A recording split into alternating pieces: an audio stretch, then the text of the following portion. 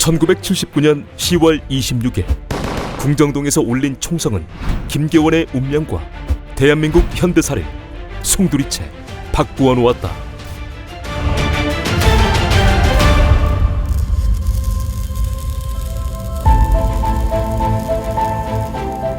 박정희 정권의 마지막 비서실장 김계원은 1923년 경북 영주 출생으로 어린 시절 독실한 기독교 집안에서 성장해 배제중학교를 거쳐 1943년 연세대학교의 전신인 연희전문학교에 진학하게 된다.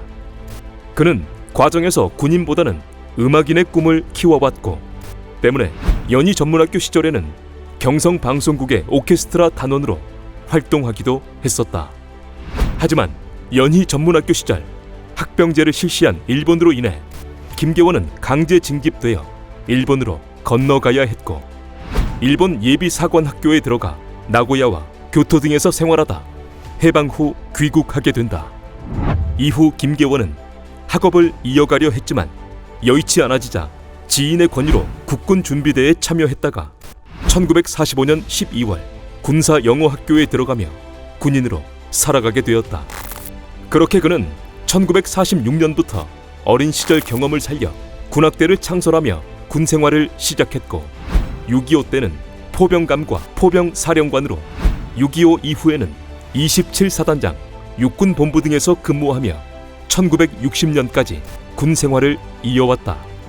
그리고 1960년 4.19 이후 김계원은 육군대학의 총장으로 잠시 근무하게 되는데 이때 그는 당시 부총장으로 있던 김재규와 인연이 되었고 어느 날 훈련을 마치고 돌아가는 길에 교통사고를 당한 김재규를 구해주는 등 그때부터 김재규와 매우 가깝게 지내게 된다.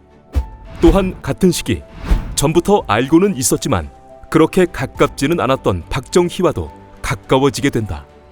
김계원이 한 TV 프로그램에 출연해 박정희와 가까워지게 되는 계기를 말한 적이 있었는데 그가 말한 계기는 묘하게도 트럼펫이었다. 당시 부산 군수기지 사령관이었던 박정희와 훈련 관계로 만나게 된 김계원은 대화 도중 박정희의 취미가 트럼펫이라는 것을 알게 되었고 음악인의 꿈을 키웠던 자신의 어린 시절들을 이야기하며 박정희와 같이 트럼펫을 불기도 하는 등 두 사람 역시 그 시기부터 가까워지게 되었다. 이후 김계원은 삼관구 사령관으로 근무하게 되었고 이듬해인 1961년 5월 16일 박정희는 김종필 등의 세력과 함께 5.16을 일으키며 정권을 장악했다.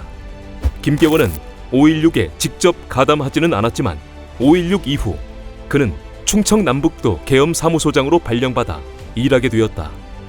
그렇게 박정희는 5.16 이후 제3공화국을 출범시켰고 김계원은 박정희 정권에서 제5군단장, 제1군 사령관 등을 거쳐 43세 나이가 되는 1966년 육군 참모총장 자리에 오르게 되었다.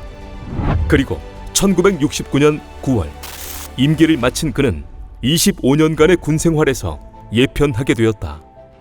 군생활을 그만둔 어느 날 그는 아내와 여행길에 나서게 되었는데 여행 중에 청와대에서 찾는다는 연락으로 김계원은 급히 청와대로 이동했고 그 자리에서 박정희로부터 김형옥의 뒤를 이어 중앙정보부장을 맡으라는 제안을 받게 된다. 처음에는 김형옥이 너무 무섭게 중정부장직을 수행하여 자신의 성격상 그런 식으로는 일할 수 없을 것 같아 거절했지만 대통령의 뜻을 끝내 거절할 수는 없는 일이었다. 결국 김계원은 중앙정보부장으로 일하게는 되었지만 전임인 김형옥에 비해 약하다는 말을 들으며 남산골 샌님이라는 이야기를 듣기도 했다. 김계원이 중앙정보부장으로 일한 지 1년 정도의 시간이 지났을까. 그는 1971년 대통령 선거를 앞두고 너무 미흡하게 대처한다는 이유로 중정부장직에서 경질되었고 이후락에게 자리를 내주어야 했다. 하지만 박정희는 그를 완전히 내치지는 않았다. 중앙정보부장을 그만둔 그에게 그동안 수고했는데 어디서 일하는 게 좋을지를 물었고 편한 데서 일하는 게 좋겠다는 김계원의 말에 박정희는 대만 정도가 괜찮겠다며 주 대만 대사로 김계원을 발령내었다. 그렇게 김계원은 대만 대사로 8년 정도의 시간을 보냈고 1978년의 어느 날 대만에 있던 그는 한 통의 전화를 받게 된다. 그 전화는 김재규였고 내용은 귀국하여 국회의원으로 출마를 하라는 것이었다.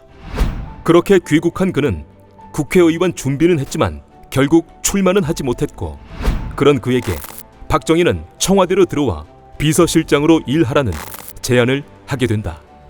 언론에서 전해지기로는 이때 김계원을 추천한 사람이 당시 중앙정보부장이었던 김재규였다고 한다. 제안을 받기는 했지만 김계원은 자신이 감당할 수 없는 자리라는 이유와 대만에 오래 있어 국내 정세를 잘 알지 못한다는 이유 등을 들며 거절했다. 이에 박정희는 김계원에게 자신이 다 알아서 할 테니 걱정 말고 자신과 마음을 터놓고 이런저런 상의만 해주면 된다는 식의 말을 전했다. 더 이상 거절할 수 없었던 김계원은 그때부터 박정희 정권의 마지막 비서실장으로 일하게 되었다. 그렇게 비서실장으로 2년가량 일하던 그에게 1979년 10월 26일이 찾아왔고, 그날에는 김계원의 인생은 물론 대한민국의 현대사를 송두리째 바꾸어버리는 11.6이라는 사건이 일어나고 말았다. 1979년 10월 26일 김계원은 박정희를 수행하기 위해 삽교천 행사 등을 함께 다녀왔고, 갑자기 잡히게 된 궁정동 연회에 참석하기 위해 오후 6시경 궁정동 안가에 도착했다. 그때 먼저 도착한 김계원은 김재규와 박정희를 기다리며 이런저런 대화를 나누게 되었는데, 이 대화로 인해 그는 11.6 이후 실연의 시간을 겪게 된다. 김재규는 김계원에게 차지철의 월권이 심하다며 오늘 해치운다는 식의 말을 전했고, 이에 김계원은 너무 격하게만 받아들이지 말고 다 생각이 있으니 좀 지켜보자라는 식의 말을 전했다. 그 무렵 두 사람은 궁정동에 도착한 박정희와 함께 연회장으로 이동했다. 박정희와 김재규, 차지철과 김계원의 연회는 그렇게 시작되었고, 신재순과 심수봉이 합류한 연회의 분위기는 무르익어갔다. 하지만 얼마 지나지 않아 불안한 기색을 보이며 연회장을 들락날락하던 김재규는 김계원을 향해 각하를 똑바로 모시라는 말을 한 뒤 차지철의 오른팔에 총구를 겨누었고, 이어 그의 총구는 박정희를 향하고 말았다. 그렇게 그들의 연회는 사상 초유의 사건으로 변하고 말았다. 사건이 일어난 직후 잠시 자리를 피해 있다 다시 들어온 김계원은 김재규의 총으로 인해 쓰러져 있던 박정희를 급히 국군 서울지구병원으로 옮겨보았지만 박정희의 운명은 거기까지였다. 망연자실한 김계원은 경비병들에게 사람들의 접촉을 금하라는 말을 남긴 채 청와대로 돌아갔고, 당시 국무총리였던 최규하에게 이 사실들을 알렸으며 국방부 장관 노재현과 육군 참모총장 정승화에게도 이 사실들을 알렸다. 김재규가 범인임을 알게 된 정승화 등으로 인해 계엄령 선포를 주장하던 김재규는 결국 체포되었고, 김계원은 다음 날인 10월 27일 비서실장직을 사임하게 된다. 사건 3일 뒤인 10월 29일 김계원은 김재규에게 협조했다는 혐의로 보안사로 압송되어 모진 조사를 받게 되었고, 연회 전에 김재규로부터 11.6을 암시하는 말을 듣고도 이를 다른 사람에게 알리지 않았다는 이유로 1979년 12월 김계원은 김재규 등과 함께 법정 최고형을 선고받게 된다.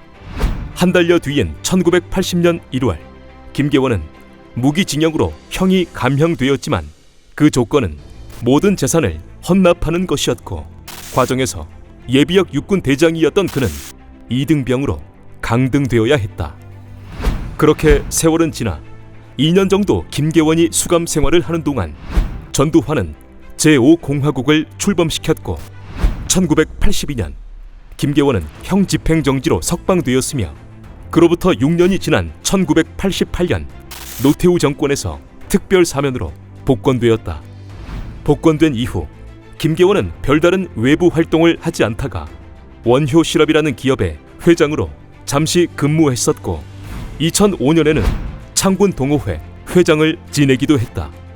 창군 동호회 회장에서 물러난 그는 교회에서 많은 시간들을 보냈고 2016년 12월 93세의 나이로 세상을 떠나갔다.